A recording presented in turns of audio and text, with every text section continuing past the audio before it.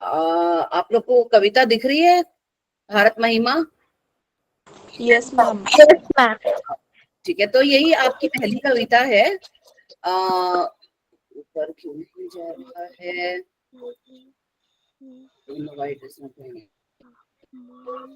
चलो, ऊपर तो नहीं जा रहा है, मतलब मेरे से स्क्रॉल नहीं हो रहा है, पता नहीं क्या इश्यू हो गया है।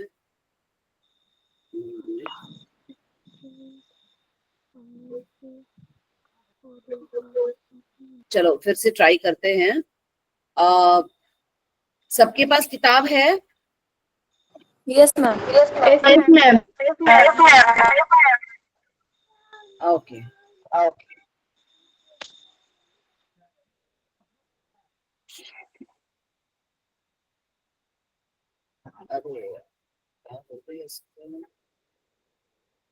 ऊपर क्यों नहीं जा रहा है मेरे से ये? मैम कौन सी कविता है? आपकी पहली कविता है भारत महिमा। भारत महिमा जो कविता है ना, वो इन्होंने लिखी है जयशंकर प्रसाद करके, एक भारत के कवि हैं, बहुत अच्छे कवि हैं।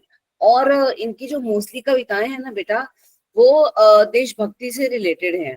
जहाँ पर हमारे देश की बात होती है, देश के लिए देश के गौरव की बात होती है, देश के बलिदान की बात होती है, वहां पर हम जयशंकर प्रसाद का नाम जरूर आता है।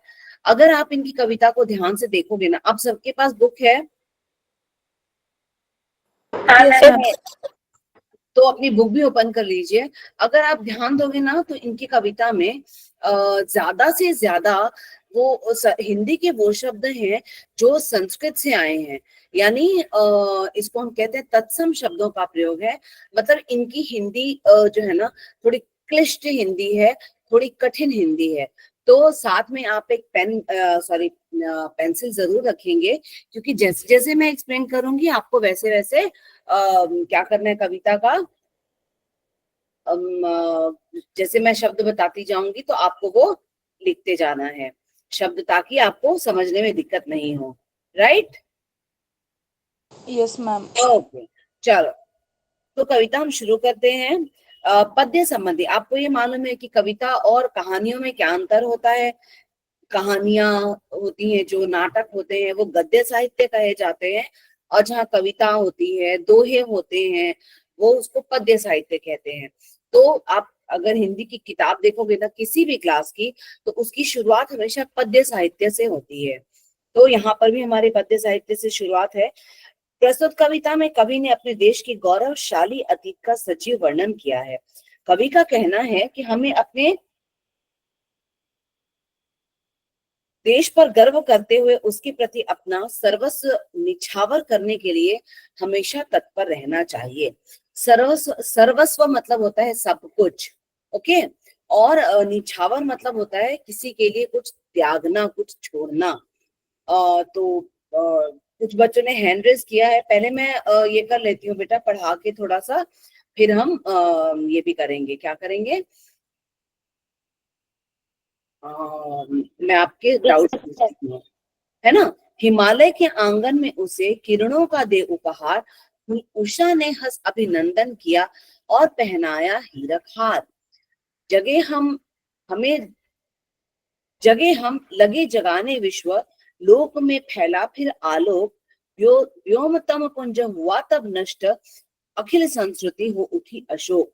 विमल वाणी ने वीणा ली, कमल कोमल कर में सप्रीत, सप्त स्वर सप्त सिंधु में उठे, छिड़ा तब मधुर साम संगीत। है ना। अब देखो यहाँ पर क्या कहते हैं जयशंकर प्रसाद। पहले तो उन्होंने हमारे देश की क्या कहते हैं उसको, देश के बारे में अच्छी अच्छी बातें कही हैं।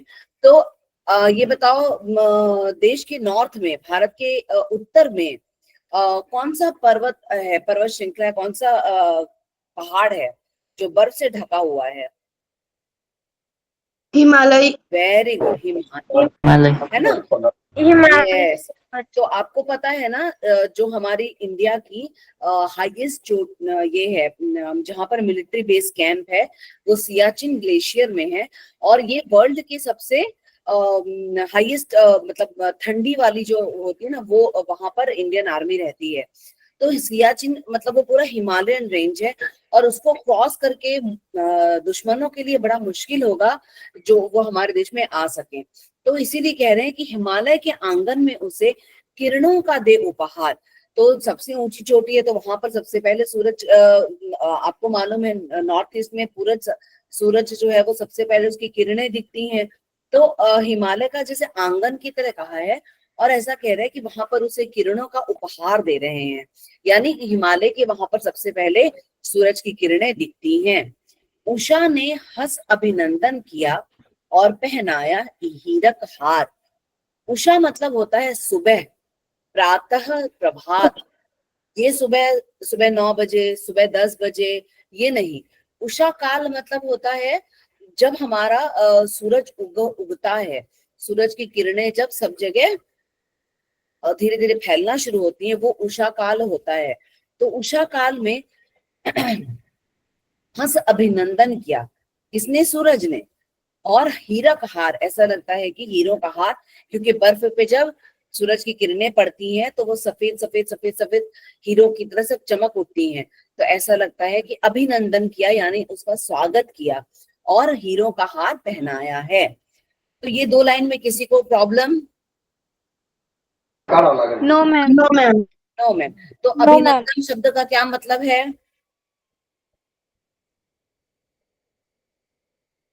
आप लोगों ने नहीं लिखा? मैम क्वेश्चन रिपीट कीजिए। हाँ, क्वेश्चन रिपीट कीजिए ना। ओके। अभिनंदन शब्द का क्या मतलब है?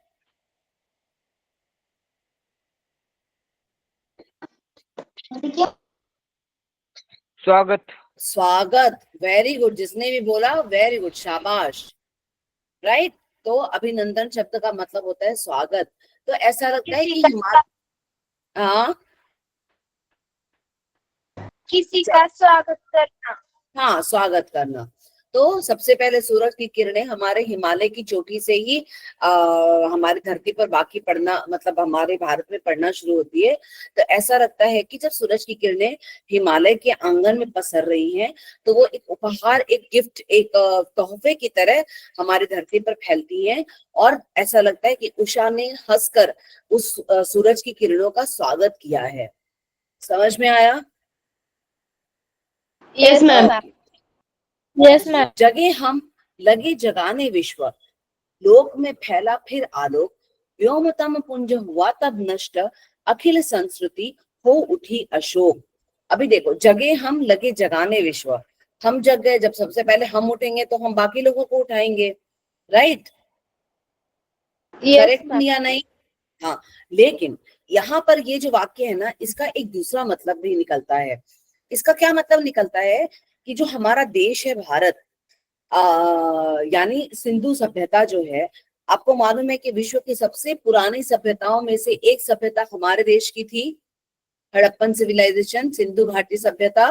मालूम है आपको? मालूम है आपको? Yes ma'am. Yes ma'am. Okay. तो ये जो सिंधु घाटी सभ्यता है ना, यहाँ पर उसके बाद धीरे धीरे हमने इतनी तरक्की कर ली थी कि विश्व के लोग हमसे इम्प्रेस हो गए थे, और ना हमसे प्रेरणा लेकर बाद में उन लोगों ने तरक्कियां शुरू की। यानी आप देखो, सबसे पहले हमारे पास वैदिक साहित्य आया। सब, अगर आप सिंधु घाटी सभ्यता के बारे में देखोगे, हड़प्पन सिविलाइजेशन के बारे में, तो मोहनजोदाड़ो जो शहर था, उसमें जिस तरह से ड्रेनेज सिस्टम था, उसमें जो स्विमिंग पूल था, वो आज लोगों, आज भी बड़े बड़े शहरों में ड्रेनेज प्रॉब्लम होती है। लेकिन उस जमाने में भी सिंधु घाटी सभ्यता में ये सारी चीजें नहीं थी। या उस सभ्यता की सबसे बड़ी बात ये थी कि मातृ सत्तात्मक सभ्यता थी, यानी वहां पर महिलाओं को ज्यादा अधिकार थे। तो ये सारी चीजें जो आज हम पूरी दुनिया में जानते हैं, स्विमिंग पूल कह लो, ड्रेनेज सिस्टम कह लो, सोसाइटी को कह लो, ये सारी चीजें हमें दुनिया को सबसे पहले बताने वाला कौन देश था? हमारा देश था। तो पहले वो जगह, उसने बाद में दुनिया को जगाया। ये समझ में आया? Yes ma'am. अभी देखो, यहाँ पर जगना मतलब सुबह उठना नहीं, जगना मतलब उस तरह से जगना कि आप जग कर आपने पूरी दुनिया के लोगों को संस्कृति और सभ्यता के बारे में बातें बताई। ठीक है, लोक में फैला फिर आलोक। लोक मतलब दुनिया और आलोक मतलब होता है रोशनी। तो हम पहले जगह, यानी पहले हमारे देश में सभ्यता संस्कृति का प्रचार हुआ। जितनी संस्कृत भाषा जितनी क्या कहते हैं उसको, अच्छी है, कंप्यूटर के लिए सबसे फ्रेंडली भाषा है, तो हमारी सारी चीजें हम एट द टॉप पे थे। तो जब हम जगह, हमसे लोगों ने सीखा, फिर वो जगह, और इस तरह से हमने पूरी दुनिया में क्या किया, प्रकाश फैलाया। किसका? सभ्यता और संस्कृति का। और व्योमतम व्योमतम पुंज हुआ तब नष्ट, अखिल संस्कृति हो उठी अशोक। व्योमतम, व्योम मतलब होता है आकाश, और तम मतलब होता है अंधेरा। लिख रहे हो आप लोग? Yes ma'am. हाँ, तो व्योम मतलब क्या बताया मैंने? आकाश। और तम आकाश। मतलब होता है अंधेरा। अंधेरा। हाँ, पुंज मतलब अंधेरा का जो फैला हुआ अंधकार था, वो आकाश में जो अंधकार था। सूरज होता है तो सबसे पहले अंधेरा खत्म होता है। तो जब हम जगे, हमने संस्कृति सभ्यता संस्कृति का प्रचार प्रसार किया दुनिया में, तो हमसे सीखकर पूरी दुनिया भी तो जगी ना। उन्होंने भी तो डेवलपमेंट के नाम पे बहुत कुछ सीखा। तो अंधकार रूपी ये जो था वो नष्ट हो गया, और अखिल संस्कृति हो उठी अशोक। अशोक शब्द का मतलब होता है जिसको कभी कोई दुख ना हो। अखिल मतलब पूरी की पूरी। तो हमारी पूरी संस्कृति, हमारी पूरी दुनिया जो है वो, जब यहाँ पर आप देखो, मैं जब बार बार सभ्यता संस्कृति कह रही हूँ, डेवलपमेंट कह रही हूँ, तो आप सबने बायो पढ़ा होगा, हिस्ट्री पढ़ी है। हम सबको मालूम है कि पहले हम जानवरों की तरह रहते थे। हम धीरे धीरे सिविलाइज्ड हुए, हमने धीरे धीरे हम सभ्य बने। तो ये जो सभ्य वाला वो था ना, उसको ये जो हम असभ्यों की तरह रहते थे, हम जानवरों की तरह रहते थे, उसको अंधकार कहा है। और ये जो सभ्यता संस्कृति है, उसको क्या कहा है? उजाला कहा है। और अखिल संस्कृति हो उठी अशोक। जब हम सभ्य नहीं थे, जब हम जानवरों की तरह रहते थे, तो क्या होता था? हम कोई ना कोई तकलीफ तो हमें फिजिकली आएगी ही आएगी। हम कैसे भी तो नहीं रह सकते ना जानवर से बच के। धीरे धीरे हम सिविलाइज्ड हुए, हमने खेती शुरू की, हमने घर बनाए, हमने फैमिली बनाई। तो ये वो जो एक तकलीफ थी वो हमारी खत्म हो गई। बेटा इतना समझा आप सबको? Yes ma'am. Okay, yes ma'am. तो आगे बढ़ूं। Yes ma'am. विमल वाणी ने वीणा ली, कमल कोमल कर में सप्रीत, सप्त स्वर सप्त सिंधु में उठे, छिड़ा तब मधुर साम संगीत।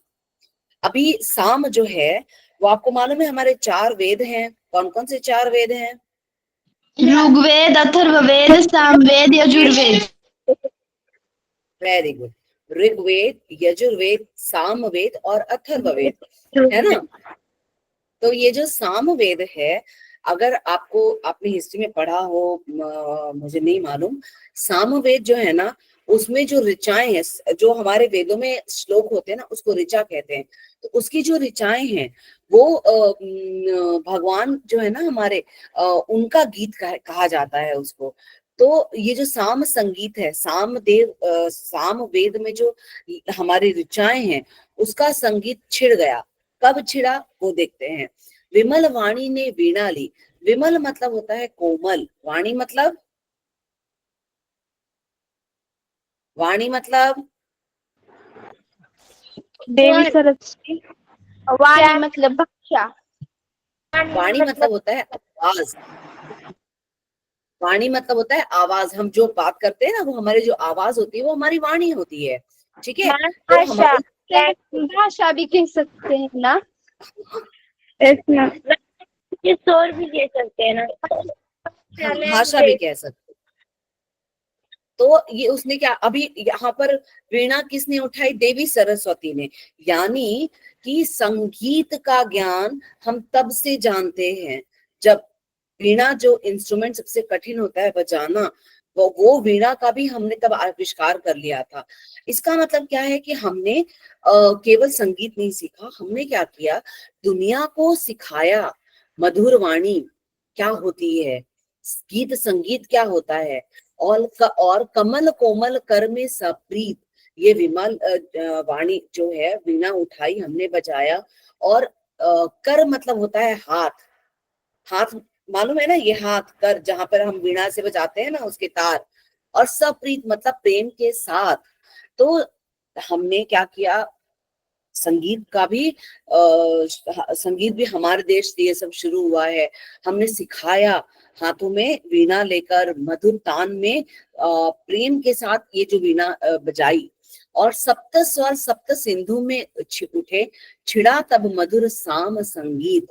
ये जो सप्त स्वर होते हैं, आपको मालूम होगा कि संगीत में जो 7 स्वर होते हैं, कौन कौन से 7 स्वर होते हैं? सा रे गा मा प ध नि सा। Very good. ये 7 स्वर सप्त सिंधु, सिंधु मतलब होता है सागर। तो ये जितने सागर हैं, आपको सबको मालूम है कि ओशन जो है वो महासागर 7 हैं। यानी ये हमने केवल ना केवल सभ्यता लोगों को सभ्य बनाने की शुरुआत की, हमने लोगों को संगीत भी सिखाया। देखो, एक होती है एजुकेशन, एक होती है पढ़ाई, है ना, जो हम पढ़ते हैं, और पढ़ाई के साथ साथ कुछ हमारी को करिकुलर एक्टिविटीज भी होती है हमें जो आनी चाहिए। तो ये उसके भी बारे में है कि हमने उसके बारे में भी लोगों को सिखाया, और तब ये जो हमारा साम संगीत है, ये मधुर साम संगीत सब जगह छिड़ गया। कुछ बच्चों ने हैंड रेस किया है, तो पहले मैं पूछ लेती हूँ, सानिया शेख आपने क्या हैंड रेस किया? Sania, no Purva, no doubt. No doubt. ठीक, आगे बढ़ते हैं, चलो। अभी भी आगे क्यों नहीं, ऊपर नीचे हो क्यों नहीं रहा है, मुझे नहीं समझ में आ रहा है। ओके। बचाकर बीज रूप से सृष्टि, नाव पर झेल प्रलय का शीत, अरुण केतन लेकर निज हाथ, वरुण पथ पर हम बड़े अभीत। भीत मतलब होता है डरना, और ये है ना लाइन, हाँ, अभीत मतलब, नहीं नहीं नहीं नहीं नहीं नहीं नहीं नहीं नहीं नहीं नहीं नहीं, एक मिनट, किताब में कुछ दूसरा है। Yes ma'am. हाँ, मैम किताब में हमारे जो, किताब में दूसरी पंक्ति है। Right right right right. तो मैं शेयरिंग बंद करती हूँ। हाँ जी, हाँ जी, मैं शेयरिंग बंद करती हूँ। हमारी किताब में है, विजय केवल लोहे की नहीं, धर्म की रही धरा पर धूम, भिक्षु होकर रहते सम्राट, दया दिखलाते घर घूम घूम। तो हमने लोगों को सभ्य बनाया, हमने लोगों को संस्कृति के बारे में सिखाया, हमने लोगों को बताया कि अतिथि जो है वो हमारा मेहमान होता है, हमने लोगों को बताया कि सभ्यता ऐसी होती है, संस्कृति ये है। इसके साथ हमने विजय केवल लोहे की नहीं, जीत जब राजा जीतते थे तो वो दूसरे राजाओं को लोहे की जंजीरों में बांध देते थे। तो हमारी विजय वो विजय नहीं थी कि हमने केवल तलवार से, इन लोहे के शस्त्रों से युद्ध किया। हमारी विजय वो विजय केवल नहीं थी, हमारी क्या विजय थी, धर्म की रही धरा पर धूम। धरा मतलब होता है धरती। तो आपको मालूम है, रामायण देख लो, महाभारत देख लो, ये सब जो हमारे किताब, हमारे धर्म ग्रंथ हैं, ये हमें क्या सिखाते हैं कि सत्य, असत्य पर सत्य की जीत होती है, अधर्म पर धर्म की जीत होती है। यही सिखा रहे हैं ना हमारे जो भी ये है धर्म ग्रंथ हैं। Yes ma'am. हाँ, तो चाहे हमें कितनी भी तकलीफ सहनी पड़ी हो, पांडव जो है इतने साल वनवास में रहे, राम जो है वो वनवास में रहे, लेकिन हम लोगों ने क्या कि हार नहीं मानी, हमने इसके बावजूद सच का साथ दिया, और हम सच के रास्ते पर टिके रहे। इसीलिए क्या हो गया, इस धरा पर, इस धरती पर धर्म की धूम रही। ओके, मैम, और ठीक। आखिर में ना सत्य ही जीता। क्या क्या क्या? आखिर में सत्य की ही जीत हुई। हाँ, आगे, अभी भिक्षु होकर रहते सम्राट, दया दिखलाते घर घूम घूम। अभी भिक्षु होकर सम्राट मतलब कौन होता है, राजा। यस राजा मैम, यहाँ हरिश्चंद्र। पर सम्राट नहीं, अशोक राजा के सम्राट अशोक के नहीं, बारे में कहा है। सम्राट अशोक, यस। एक होते हैं राजा जो छोटे से लैंड पर, जमीन के टुकड़े पर राज करते हैं, लेकिन जो सम्राट होते हैं ना, उनका बहुत बड़ा ये फैला होता है। सम्राट का राज्य जो है ना बड़ा विस्तृत होता है। तो अशोक, आपको मालूम है कि अशोक का एक ही सपना था कि मैं कैसे तो भी करके पूरे भारत पे राज करूंगा। लेकिन जब उसने कलिंग के युद्ध में, कलिंग जो उड़ीसा में है, उसके युद्ध में भयानक खून खराबा देखा ना, तो उसको बहुत बुरा लगा। और तब उसको लगा कि ये हिंसा, ये रक्तपात जो है, इससे मुझे कुछ नहीं मिल रहा है। क्या मिलेगा? कुछ नहीं। तो उसने बौद्ध धर्म जो है ना, वो महात्मा बुद्ध की शरण में गया और उसने हिंसा का रास्ता छोड़कर अहिंसा का रास्ता अपनाया। और आपको पता है, उसने बौद्ध धर्म अपनाने के बाद वो भिक्षुकों की तरह रहा। भिक्षु मतलब जो भिखारी नहीं होता। भिक्षु मतलब क्या होता है ना, जो एक्चुअली भिक्षु मतलब होता है जो अपने सभी सुखों को त्याग दे। हम जीते ही इसलिए ना कि हमें अच्छे कपड़े चाहिए, अच्छा खाना चाहिए, अच्छे से रहना होगा, राइट। लेकिन जब सम्राट अशोक जब भिक्षु बने, तो वो राजा बनकर नहीं, उसके बाद वो एक आम, नो मैम नो भिखारी, ओके, तो वो एक आम जनता बनकर धर्म के प्रचार प्रसार के लिए आगे बढ़े। उनकी बेटी थी, अपनी बेटी को, और उनका बेटा था महेंद्र, बेटी संघमित्रा, इन लोगों तक को उन्होंने अपने धर्म के प्रचार के लिए दुनिया में यहाँ शायद तिब्बत में भेजा था और चाइना में भेजा था। तो धर्म का प्रचार मतलब क्या? सत्य का मार्ग अपनाओ, कभी किसी के साथ हिंसा मत करो, किसी को परेशान मत Yes, करो, ma'am. मत बोलो, चोरी मत करो। धर्म मतलब ये रास्ता होता है जिसपे हमें चलना चाहिए, ठीक है। तो भिक्षु होकर रहते सम्राट, दया दिखलाते घर घूम घूम। वो घर घर घूमते भी हैं, लोगों को समझाते भी हैं कि दया की भावना सबके मन में होनी ही चाहिए। बेटा इतना समझा आप लोगों को? 8 लाइन? Yes, ma'am. अच्छे से Yes, सुना। ma'am. Yes ma'am. किसी को पूछना है कुछ? No, ma'am. आगे बढ़े। Yes Yes, ma'am. ma'am. चल, यवन को मिला दया का दान, चीन को मिली धर्म की दृष्टि, मिला था स्वर्ण भूमि को रत्न, शील की सिंहल को भी सृष्टि। यवन मतलब जो है वो यवनों ने आक्रमण किया था। मोहम्मद गोरी. मैम यहाँ गौरी भी आए। Good good good. तो इन लोगों ने आक्रमण किया था। इन लोग हमारे देश में क्या करने आते थे? लूटपाट करने आते थे। सोमनाथ टेम्पल 17 बार लूटा जा चुका है, उसको इतनी बार तोड़ा गया है। लेकिन उन लोग आते थे, वो लूटपाट करके चले जाते थे। लेकिन उसके बावजूद हमारे देश के लोगों ने उनको क्या किया? दया का भाव दिखाया। क्यों? क्योंकि बेसिकली हम लोगों को मारने में, पीटने में, परेशान करने में विश्वास नहीं रखते हैं। ओके। तो और चीन को मिली धर्म की दृष्टि, देखो मैंने अभी आपको थोड़ी देर पहले बताया था कि सम्राट अशोक ने अपने बेटे महेंद्र और बेटी संघमित्रा को तिब्बत और भूटान और चीन, ऐसे 2 अलग अलग कंट्रीज में भेजा था। तो चीन में भी बुद्धिज्म जो है ना, बौद्ध धर्म एक बड़ा वो धर्म है जिसके बड़े सारे फॉलोअर्स हैं। तो ये जो बुद्ध धर्म चीन को किसने दिया था? हमारे देश के लोगों ने दिया था। और मिला था स्वर्ण भूमि को रत्न, शील की सिंहल को भी सृष्टि। सिंहल मतलब होता है लंका। लंका को भी हमने क्या किया था? जो सोने की लंका थी उसको भी हमने धर्म का रास्ता दिखाया था, अधर्म का नाश कर। Yes, ma'am. शील मतलब होता है आचरण।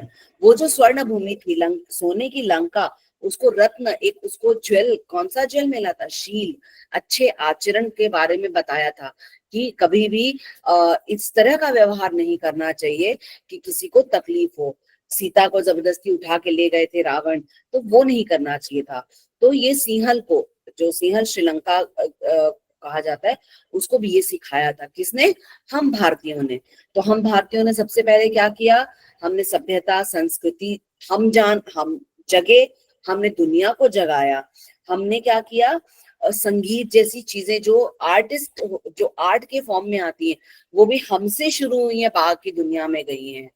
और आज देखो हम लोग कितने पिछड़े हैं। आज हम पूरी तरह से उनको फॉलो करते हैं, जबकि एक टाइम में सिंहल को श्रीलंका भी कहते हैं ना मैम? यस, ठीक है। आगे इतना समझ में आया? Yes, ma'am. Okay. Yes ma'am. Yes, ma'am. Okay. चरित थे पूत, भुजा में शक्ति, नम्रता रही सदा संपन्न, हृदय की गौरव में था गर्व, किसी को देख न सके विपन्न। चरित थे पूत, पूत मतलब होता है बेटा। तो जो हमारे देश के बेटे थे वो क्या थे, बड़े चरित्रवान थे, वो कैरेक्टर बड़ा अच्छा था उनका।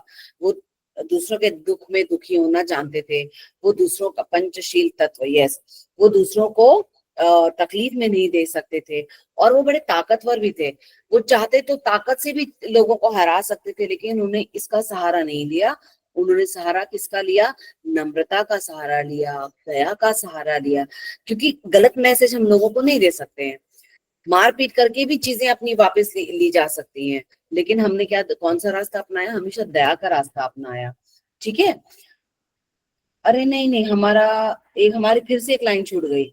किसी का हमने छीना नहीं, प्रकृति का रहा पालना यही, हमारी जन्मभूमि थी यही, कहीं से हम आए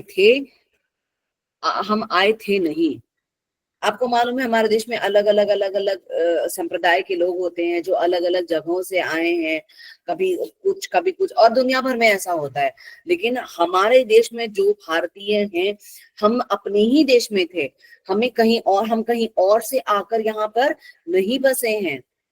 हम बेसिकली पूरी तरह से भारतीय हैं। ठीक है, आया समझ में? यही हमारी जन्मभूमि थी, हम कहीं से नहीं आए थे। जैसे अलेक्जेंडर सिकंदर यहाँ आया था भारत को जीतने के इरादे से, वो यहाँ आया, वो यहीं का होकर रह गया। अब बाबर जो था, वो मुगल था, वो यहाँ आया, यहीं का होकर रह गया। जब वो सब ये लोग यहाँ के होकर रह गए तो अभी भी यहीं के कहलाते है कि नहीं? सब तो भारतीय ही है। लेकिन हम तो कहीं भी नहीं, हम तो यहीं पे थे, जन्म लिया, और हमारी जो धरोहर है वो आज भी यहीं की है। Yes, ma'am. और हमारे जो बेटे थे, चरित्र थे पूज, वो चरित्रवान थे, उनकी भुजाओं में ताकत भी थी, नम्रता रही सदा संपन्न। लेकिन नम्र होना यानी दूसरों के साथ अच्छे से बात करना, उनकी तकलीफों को समझना, इस मामले में हम बड़े नर्म थे। अगर देखो, जो श्री राम थे वो बड़े राजा के बेटे थे, वो चाहते तो नहीं राज्य छोड़ के जाते, उनको कौन भगाता था वनवास? कोई नहीं भगाता था। लेकिन उन्होंने दुनिया को संदेश देना था कि जो अगर हमने सच का साथ नहीं दिया, अगर हमने गलत काम किया, तो हम कभी भी सही नहीं हो सकेंगे, लोग हमें अच्छे कामों के लिए याद नहीं करेंगे। इसलिए वो क्या हो गए, राजा के बेटे होकर भी वनवास में रहे। ठीक है। और हृदय के गौरव में था गर्व, किसी को देख न सके विपन्न। विपन्न मतलब होता है गरीब, संपन्न मतलब समृद्ध। हमारे देश भारत को युवकों का देश कहा जाता है। यस यस यस यस, बहुत सही। अभी जापान की पॉपुलेशन जो है ना, वो वहां पर सबसे ज्यादा बूढ़े हैं, और हमारे देश में सबसे ज्यादा यंगस्टर्स हैं। ओके। तो हमारे हृदय में गर्व था, अभिमान था अपनी संस्कृति को लेकर, अपनी सोच को लेकर। लेकिन इस अभिमान ने हमें क्या कर दिया, हमें लोगों का सम्मान करना, हम किसी का सम्मान नहीं कर सकते ऐसा नहीं था, हमें सबका सम्मान करना सिखाया, हमें जरूरतमंदों की मदद करना भी सिखाया। हुआ? समझ में आया बेटा?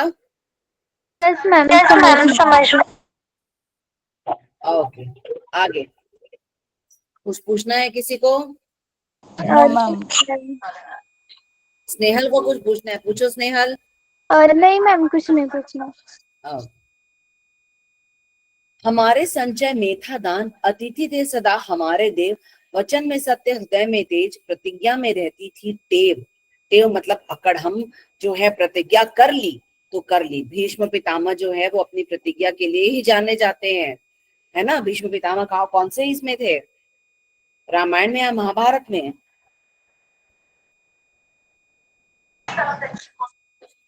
आई think Mahabharat. Mahabharat. Yes, ma'am. तो हमारे संचय में दान था, हमारे पास क्या था, दान की शक्ति थी। हमारे हम लोग अभी अभी हम लोगों की सोच कैसी हो गई ना, मेरे पैसे, मेरी लाइफ, मैं एंजॉय करूंगी। उस जमाने में लोगों की सोच क्या थी, मेरे पास पैसे हैं, इस पैसे का से मैं ऐसे काम करूंगा कि पूरी दुनिया का भला हो। ठीक है। यस मैम, अब वैसे सोच नहीं रही। मैम आपका माइक अनम्यूट है, म्यूट है मतलब। ओके, हाँ हाँ, सॉरी। ओके, तो अतिथि थे सदा हमारे देव, अतिथि देवो भव, ये तो कहा ही जाता है। आपको पता है एक एक समय में जब बौद्ध धर्म था और चंद्रगुप्त मौर्य था, उस समय में तक्षशिला और नालंदा, ये दो ऐसी जगह थी भारत में जहां पर बड़ी बड़ी यूनिवर्सिटीज थी, और उन यूनिवर्सिटीज में पढ़ाई करने के लिए भारत के ही लोग नहीं जाते थे, चाइना से भी लोग आते थे ज्ञान प्राप्त करने। और जब वो जब यहाँ पढ़ने आते थे ना, तो उनको अतिथि बोलकर इतना सम्मान दिया जाता था। तो ये मेगास्थनीज, वेनसांग, ऐसे जो चाइनीज लोग आए थे, इन लोगों ने अपनी किताबों में लिखा है कि बड़ा समृद्ध था भारत और बड़े अच्छे यहाँ के लोग हैं। तो हमने क्या किया, अतिथि को हमेशा देव माना है, भगवान माना है। हम खुद भूखे रहेंगे, लेकिन हम अपने अतिथि को कभी भी भूखा नहीं रख सकते हैं। वचन में सत्य, हृदय में तेज, प्रतिज्ञा में रहती थी टेव। हमारे वचन में सच्चाई होती थी, हृदय में तेज होता था, मतलब हम झूठ नहीं बोलेंगे, हम गलत चीज के आगे झुकेंगे नहीं, और जो हमने प्रतिज्ञा कर ली वो कर ली। इतना समझ में आया बेटा? हाँ Yes, मैम। ma'am. अब ये जो जयशंकर प्रसाद जी ने कविता लिखी है, बेसिकली अगर आप देखोगे, आपके पास किताब होगी, तो इनका जन्म 1890 में हुआ था और इनकी मृत्यु 1937 में हुई थी। यानी स्वतंत्र भारत में ये कभी भी नहीं रहे। ये गुलाम देश भारत में जन्म लिया इन्होंने, और उसी गुलाम देश में ही इनकी मृत्यु भी हो गई थी। लेकिन इन्होंने इनके पास जो टैलेंट था अच्छी कविताएं लिखने का, इन्होंने अपने टैलेंट का क्या किया, मिसयूज ऐसी जाने नहीं दिया। इन्होंने उसकी कविताएं लिखी और लोगों को जगाया कि देखो तुम वो भारत के लोग हो जिसने दुनिया को ये सिखाया है, जो जिसके पास राम था, जिसके पास राम जैसी शक्ति थी, जिसके पास अर्जुन और ये लोग जैसे वीर थे, जिसके पास चंद्रगुप्त मौर्य था, जिसके पास अशोक था। तुम लोग क्या कर रहे हो? तुम लोग क्यों भी अंग्रेजों के गुलाम बने हो? तो देखो उन्होंने आगे क्या लिखा है, वही है रक्त, वही है देश, वही साहस है वैसा ज्ञान, वही है शांति, वही है शक्ति, वही हम दिव्य आर्य संतान। हमारे जो एंसेस्टर्स, पूर्वज कहे जाते हैं, वो आर्य कहे जाते हैं। तो हम आज भी वही आर्यों की संतान है। हमें अंग्रेजों ने गुलाम बना लिया है, तो हमारी ओरिजिनलिटी, हमारी वास्तविकता तो खत्म नहीं कर सकते। हम आज भी वही है, हमारे अंदर आज भी वही खून बह रहा है, हमारा वही देश है। उस जिस देश में इतने साहसी लोग हैं, हम भी वही के पैदाइश हैं। हमारे पास वही ज्ञान है, वही शांति है, और हम उसी दिव्य आर्य की संतान हैं। जिए तो सदा इसी के लिए, यही अभिमान रहे यह हर्ष, निछावर कर दे हम सर्वस्व, हमारा प्यारा भारतवर्ष। हम क्या करें? अब हमें अपना जीवन किसके लिए जीना है? भारत के लिए जीना है, और ये अभिमान होना चाहिए हमें। अभिमान शब्द का मतलब होता है घमंड, लेकिन घमंड कई बार, अभिमान मतलब वो चीज जिसके लिए हम गर्व से कह सकें मेरे पास बहुत पैसे हैं, ये अभिमान का विषय नहीं होगा। मैं भारतीय हूँ, ये मेरे लिए अभिमान का विषय होगा। तो कवि यही कह रहे हैं जयशंकर प्रसाद जी कि हमें इसी चीज का अभिमान होना चाहिए कि हम क्या है, भारतवर्ष के रहने वाले हैं, और इस भारतवर्ष के ऊपर हम सब कुछ निछावर कर दें। हम सब कुछ, जब जब हमारे देश को हमारी जरूरत हो, हम सब कुछ छोड़ के इसके लिए अपनी जान भी देने के लिए तैयार होना चाहिए। ये हमारे भारतवर्ष के लोगों की सच्चाई है, यही हमसे अपेक्षित भी है। हमारी खत्म, आज तो हमारी कविता हो गई खत्म। अब और जयशंकर प्रसाद है ना, उन्होंने जब हमारे देश में गुलामी थी, तो हमारे देशवासियों को मोटिवेट करने के लिए कविता लिखी थी, और मेरे ख्याल से सब लोग मोटिवेट भी हुए होंगे, क्योंकि इतनी अच्छी जो कविता है। अरे उनकी बहुत अच्छी अच्छी कविताएं हैं, मैंने खुद कभी तो भी स्कूल में पढ़ी थी। अब मुझे अब उसके बाद तो मैंने जयशंकर प्रसाद की कभी कोई कविता पढ़ी ही नहीं आजकल की किताबों में, क्योंकि वो इतनी क्लिष्ट हिंदी लिखते हैं ना, संस्कृत मिश्रित भाषा होती है कि लोगों को समझना मुश्किल हो जाता है।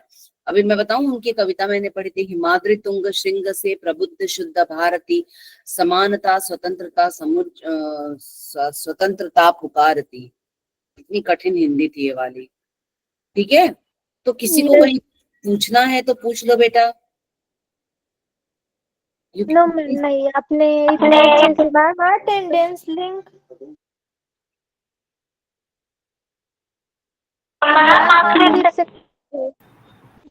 हाँ, पता नहीं कैसे वो थोड़ा म्यूट होता जा रहा है। आपने बहुत अच्छे से पढ़ाया, थैंक यू सो मच। मतलब आप हर लाइन का जो अर्थ बता रहे थे ना, तो वो हमारे आंखों के सामने वो सब कुछ खड़ा हो रहा था, इतने अच्छे से आप बता रहे थे। Thank you so much. Thank you. तो अभी तुम लोगों को एक होमवर्क, मला अटेंडेंस लिंक दिलती का? हाँ अटेंडेंस का तो बेटा मुझे मालूम नहीं है, मुझे उनसे पूछना पडेगा। मॅम संगीता मॅम अगोदरच्या क्लासमध्ये म्हणत होते की अटेंडन्स लिंक सोमवारपासून भरता येईल म्हणून. सोमवार पासून ना, ओके, आपण सोमवार पासून अटेंडन्स घेणार. आणि बेटा तसे बहुतेक हे रेकॉर्डिंग होते तर आपल्याकडे सगळ्यांची नावं येतील. सो तुम्हाला मराठी येतं? हा तुम्हाला मराठी येतं? हा, मी मराठी, देशपांडे. Yes ma'am. पण मॅम तुम्ही मॅम तुम्ही आता कुठे राहता? ठाणे. मला तुम्ही हिंदी बोलत असताना वाटत होतं की तुम्ही म्हणजे हिंदी, तुम्हाला मराठी येत नाही असं वाटत होतं. मला तुमच्या एवढी चांगली मराठी येत नाही, पण मी येते. महाराष्ट्र. येते मॅम तुम्हाला मराठी पण, आणि हिंदी तर खूपच परफेक्ट येते. हिंदी जास्त परफेक्ट देते, मराठी अजून एवढी परफेक्ट नाही बोलता येत, बट मी प्रयत्न करते आणि तुम्हा लोकांना शिकवून बहुतेक कदाचित खरंच माझी मराठी चांगली होणार अशी असं मला म्हणजे मला खात्री आहे याची. कारण माझी मराठी जरा गडबड आहे. मी नॉर्थ मध्ये राहिले ना नेहमी, म्हणून माझी मराठी जरा गडबड आहे. बट आमच्या सोबत बोलून तुमची मराठी आम्ही परफेक्ट करू, तुम्ही आमची हिंदी परफेक्ट करा. Yes yes yes, will do. मग तुम्ही एक होमवर्क घेता का? Yes, ma'am. पाठवतो. हा, मी तुम्हाला होमवर्क लिहून देऊ का? का तुम्ही हे करणार? हा, सांगा मॅम, आम्ही करतो. बरं, मी ना टाईप करते ते क्वेश्चन, मला माझ्या जे डोक्यात आला आहे आणि तुम्हाला मी शेअर करते. तुम्ही मला ते आन्सर्स त्याची जरा मला लिहून आणि दाखवणार का? येस मॅम, आम्ही ग्रुपवर करतो. तुम्ही ग्रुप मध्ये ऍड आहात का? आम्ही ग्रुप मध्ये सेट करतो, तुम्ही पहा. मी तुम्हाला आत्ताच शेअर करते आहे.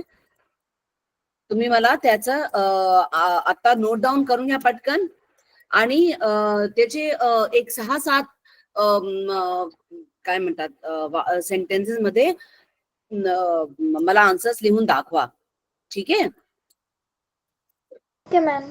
थांबा, मी क्वेश्चन टाईप करते आहे, तुम्हाला 1 सेकंड मध्ये दाखवणार आहे, बस 1 मिनिट द्या.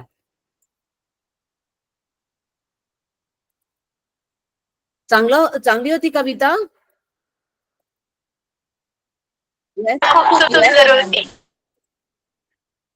सुंदर होती ना. आपण कसे ना आता आपल्याला आपल्या कंट्री बद्दल जास्त, आपल्या देशाबद्दल जास्त काही माहित नसतं, राईट? असं नको व्हायला. चलो थांबा, मी तुम्हाला हे दाखवते. कुठे गेलं आपलं हे? Share screen, share screen, share screen.